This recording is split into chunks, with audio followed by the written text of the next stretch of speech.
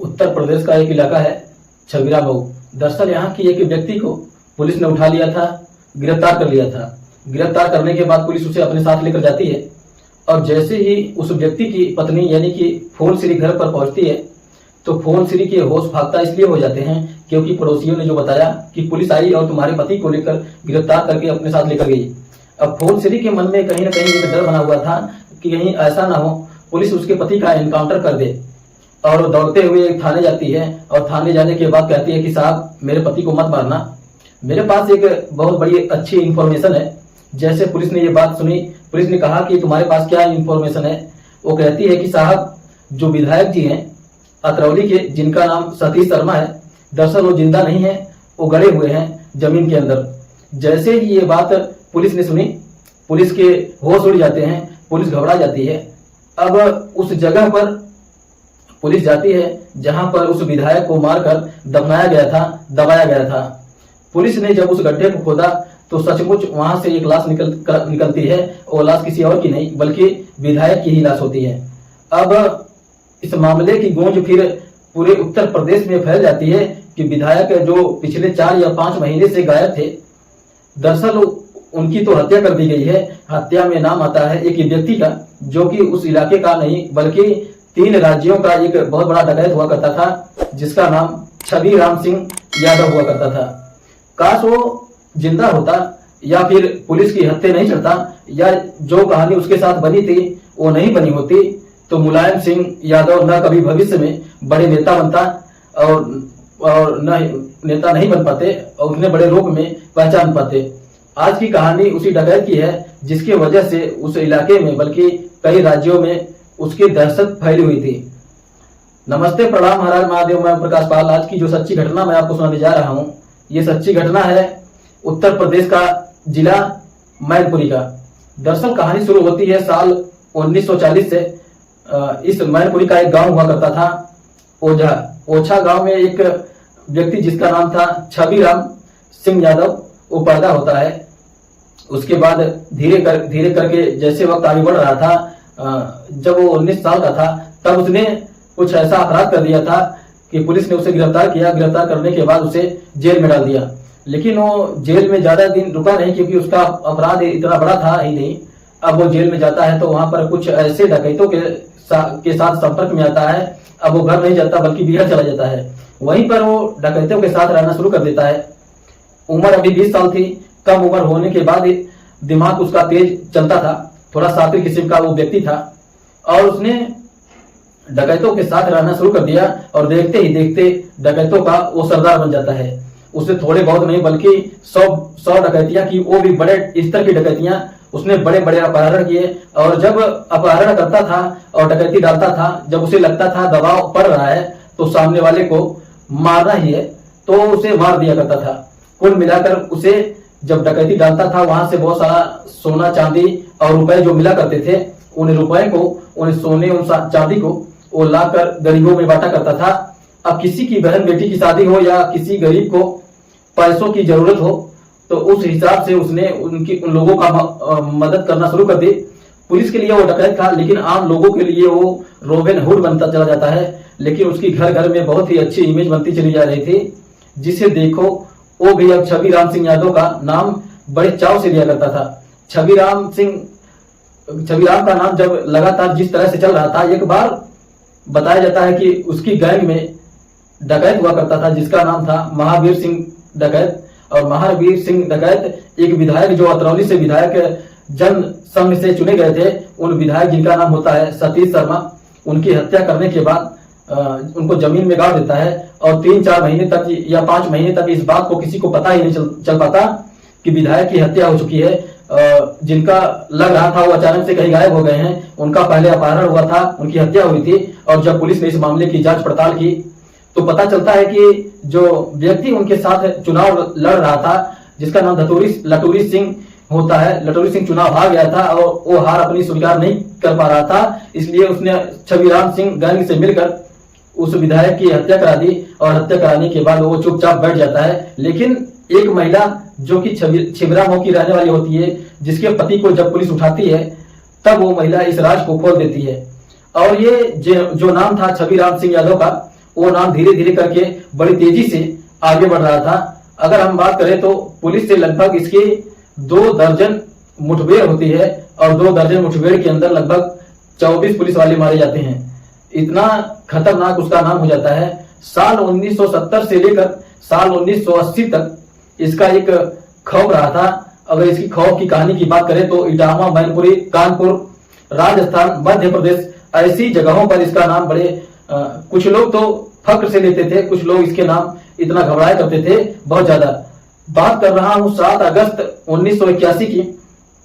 एक थाना लगता है अलीगंज और अलीगंज थाने में प्रभारी हुआ करते थे उन दिनों राजपाल सिंह। किसी ने मुखबिर ने आकर उनको सूचना दी कि ये जो छबीराम सिंह यादव है अपने गैंग के साथ नाथाराम गांव में आने वाला है, अगर आप चाहो तो उसे घेर सकते हो, उसे पकड़ सकते हो, गिरफ्तार करके जेल में डाल सकते हो। अब जैसे ही राजपाल सिंह ने यशो ने ये बात सुनी, मुखबिर की सूचना को गंभीरता से लिया और वो सीधा नाथाराम गांव में पहुंच जाते हैं। और जैसे ही गांव में पहुंचते हैं तो उसे पता चलता है कि गांव के अंदर जाने के बाद राजपाल सिंह गिर जाते हैं और यानी कि चारों तरफ डकैत थे, लगभग 70 से 80 डकैत थे, जिन्होंने 9 पुलिस वालों को यशो सहित घेर लिया जाता है। और जब दोनों तरफ से गोलियां चलती है तो डकैत एक भी नहीं मारा जाता। लेकिन जो यशो होते हैं राजपाल सिंह और उनकी टीम में 9 पुलिस वाले शामिल थे, वो 9 के 9 वहीं मौके पर मारे जाते हैं। साथ ही जो 3 ग्रामीण थे, 3 ग्रामीणों को भी गोली लगती है और 3 ग्रामीण भी मारे जाते हैं। 9-3-11 लोग यहाँ बेकसूर थे, जिनको डकैतों ने घेर कर बुरी तरह से ट्रैप करने के बाद उनको मार डाला। और जैसे ही डकैतों ने इनको मारा था, उसके बाद फिर पूरे प्रदेश में एक तरह से हंगामा खड़ा हो जाता है और बात यही नहीं थमती है। अभी कुछ ही महीने बीते थे, साल 1982 के आसपास की बात है। एक सीओ साहब होते हैं डीएसपी का अपहरण कर लिया जाता है और उनका अपहरण करने के बाद अब यहाँ पर बात उत्तर प्रदेश में उन दिनों मुख्यमंत्री हुआ करते थे बीपी सिंह और साथ ही केंद्र में सरकार हुआ करता था कांग्रेस की, और कांग्रेस की प्रधानमंत्री थी इंदिरा गांधी। जब इंदिरा गांधी को ये बात पता चलती है तो वो कहती हैं कि चाहे कुछ भी हो जाए, किसी भी हद तक आपको जाना पड़े, इसी व्यक्ति को या तो जिंदा या तो मुर्दा इसको पकड़ना है या फिर इसको इनकाउंटर करना है। अब जब मुख्यमंत्री तक बात पहुंचती है बीपी सिंह, तो बीपी सिंह इसको खत्म कराना चाहते थे, इसको मरवाना चाहते थे, ये कह सकते हैं कि इसको पकड़वा कर जेल भिजवाना चाहते थे। एक तरफ तो इसने 9 पुलिस वालों को सत मार दिया और जगह जगह जाकर इसने डकैती डाला करता था और धीरे धीरे करके जब पुलिस से मुठभेड़ हुआ करती थी तो लगभग 24 पुलिस वाले मारे ही जा चुके थे।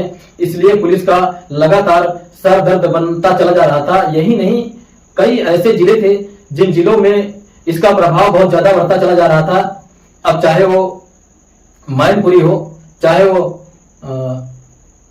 ईटा हो, इस तरह से कई जिले थे जब इसने लगातार इसका वर्चस्व बढ़ता जा रहा था। तो इन दिनों एक नाम बड़ी तेजी से उभर रहा था और वो नाम था मुलायम सिंह यादव का।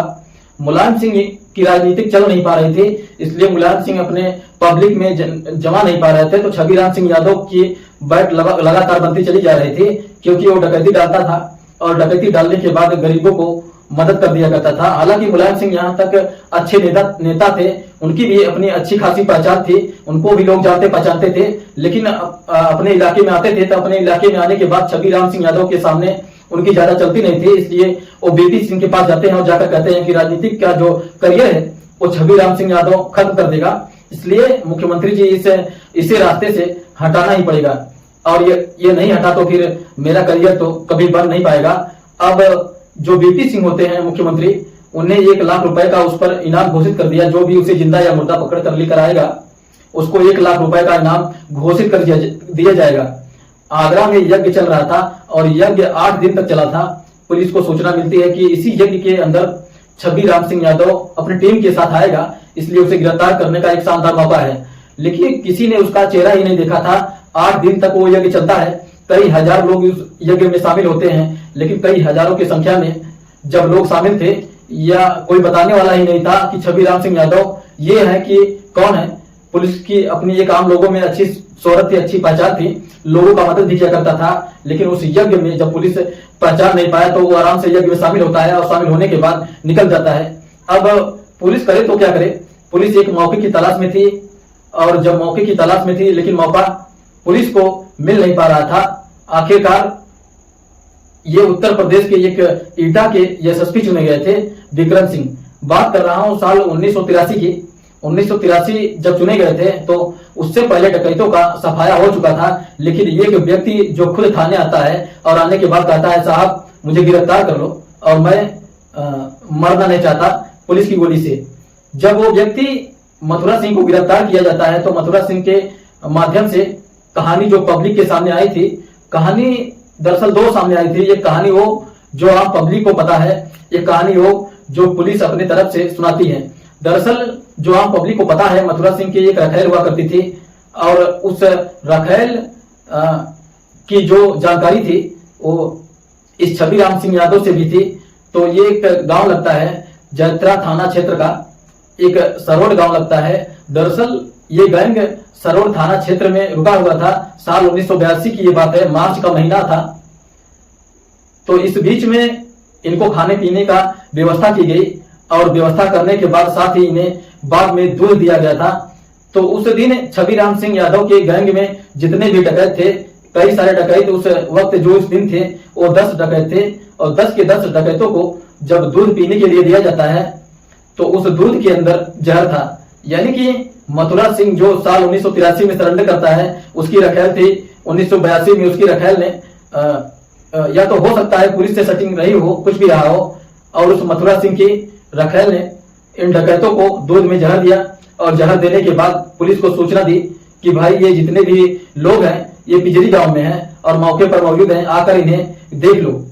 तो अब पुलिस वहां पर जाती है, लेकिन पहले ही पुलिस के इतने सारे लोग मारे गए थे तो एक व्यक्ति को भेजा जाता है ये देखने के लिए कि इस वाली सूचना में कितनी सच्चाई है।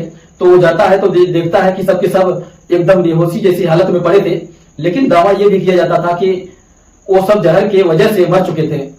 पुलिस ने उन्हें पकड़ा और पकड़ने के बाद खरवा नाली के पास उन्हें लेकर जाते हैं और उनका इनकाउंटर कर देते हैं। ये कहानी ये है जो आम पब्लिक में शोहरत और उसकी वैल्यू हुई है। ये कहानी ये है जो पुलिस सुनाती है। दरअसल 2 मार्च 1982 को घिरोस गांव से एक सूचना मिलती है कि यहाँ पर छवि राम सिंह यादव अपने पूरे गैंग के साथ मौजूद है, जो कि दोपहर में देखा गया है। उसके बाद रात 10 बजे बलपुरा गांव में देखा जाता है। ये भी सूचना पुलिस के पास पहुंच जाती है। रात 11:30 बजे के आसपास सिकोहाबाद मैनपुरी रेलवे लाइन के पास छवि राम सिंह यादव और उसका गैंग देखा जाता है। अब पुलिस अपने घेराबंदी शुरू कर देती है।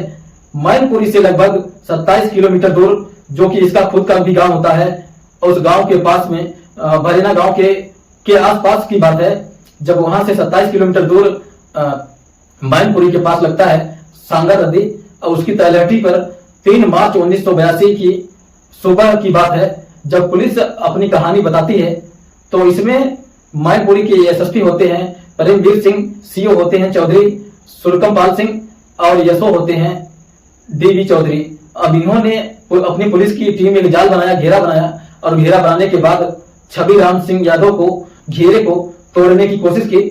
अब यहाँ सुबह 9:30 बजे इस शाम 5:30 बजे तक पुलिस की तरफ से लगातार गोलियां चल रही थी और एक के बाद एक बदमाश, एक के बाद एक डकैत जो था वो मारा जा रहा था। लगभग 600 पुलिस वालों ने, इसमें पीएससी और उत्तर प्रदेश के कांस्टेबल भी मौजूद थे। उन्होंने जब घेराबंदी करके चारों तरफ से गोलियां चलाना शुरू की है तो इसमें छवि राम सिंह का जो नामो निशान था हमेशा हमेशा के लिए मिट जाता है, खत्म हो जाता है। इसमें 1-2 और बदमाश थे, जो नामी बदमाश जो डकैत थे, वो भी इसमें मार दिए जाते हैं। और इसमें संख्या बताए जाते हैं कि 10 डकैत इस मुठभेड़ में मार दिए जाते हैं। यानी कि 3 मार्च 1982 की ये बात होती है। दोनों अलग अलग कहानियां। एक कहानी ये है जिसमें जहर देने वाली बात थी। अब इस छवि राम सिंह यादव की एक पत्नी होता है जिनका नाम होता है धन देवी। दरअसल धन देवी के 3 बेटे होते हैं। एक बेटे का नाम श्याम सिंह होता है, एक बेटे का नाम सर्वेश सिंह होता है और एक बेटे का नाम अजय पाल सिंह होता है। 2 बेटे तो किसान बन जाते हैं, लेकिन जो सबसे छोटा वाला बेटा होता है उसने पढ़ाई में बहुत मेहनत की और मेहनत करने के बाद वो कांस्टेबल बन जाता है। साल 1998 में कांस्टेबल रहते हुए उसने एक परीक्षा पास की तो वो उत्तर प्रदेश में पुलिस में सब इंस्पेक्टर बन जाता है। साल 2024 में हो सकता है अब वो फिलहाल उत्तर प्रदेश में इंस्पेक्टर की पोस्ट पर हो, ऐसी हमें उम्मीद है।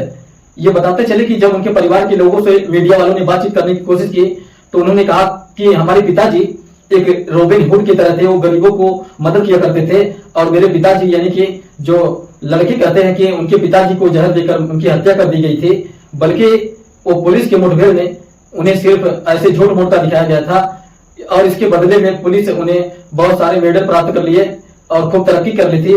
पुलिस वालों उन्हें मार पाना इतनी आसान नहीं था। इसका जीता जागता उदाहरण ये भी है कि 24 पुलिस वालों की पहले ही हत्या कर चुका था। मैनपुरी मध्य प्रदेश, राजस्थान जैसे जगहों पर लगभग 80 मुकदमे छबीराम सिंह यादव के ऊपर दर्ज थे, जिसमें डकैती, हत्या, अपहरण के मुकदमे थे। कोई वैसा मुकदमा नहीं था जैसे लड़की के साथ छेड़छाड़ या किसी महिलाओं के साथ पसार करना, इस तरह का कोई मामला नहीं था। और ये भी बताया जाता है कि जो भी इस मुठभेड़ में अधिकारी का नाम था, जिसने क्या चौधरी सुरकमपाल सिंह जब रिटायर हो जाते हैं, उनका बेटा उसको एक टिकट दिया जाता है लोकसभा चुनाव लड़ने के लिए साल 2014 में। तो इस तरह से इतिहास रहा था। और ये बताया जाता है कि मुलायम सिंह यादव को इस छबीराम यादव से इतना खतरा हो गया था, उस दिन उन्हें लग रहा था जैसे सतीश शर्मा की हत्या कर दी गई है, कहीं ऐसा ना हो मुलायम सिंह यादव जी या फिर उनके लोगों को इस तरह से वो नुकसान पहुंचाता है। इसलिए बीपी सिंह के पास जाते हैं, मुलाकात करते हैं। उधर जब 9 पुलिस वालों की हत्या हो जाती है तो इंदिरा गांधी जी खुद भी बीपी सिंह को आदेश करते हैं कि जिंदा या मुर्दा जैसे भी हो सकता है उसको पकड़कर अपना काम करिए, नहीं तो फिर आपकी कुर्सी भी जा सकती है, ऐसा भी बताया जाता है। दोस्तों, इस पूरे घटनाक्रम को सुनाने का उद्देश्य किसी को परेशान करना नहीं, किसी का दिल दुखाना नहीं, बल्कि आपको जागरूक करना है, आपको सचेत करना है। और जहां भी रहें सुरक्षित रहें, अपना ख्याल रखें। जय हिंद, जय भारत।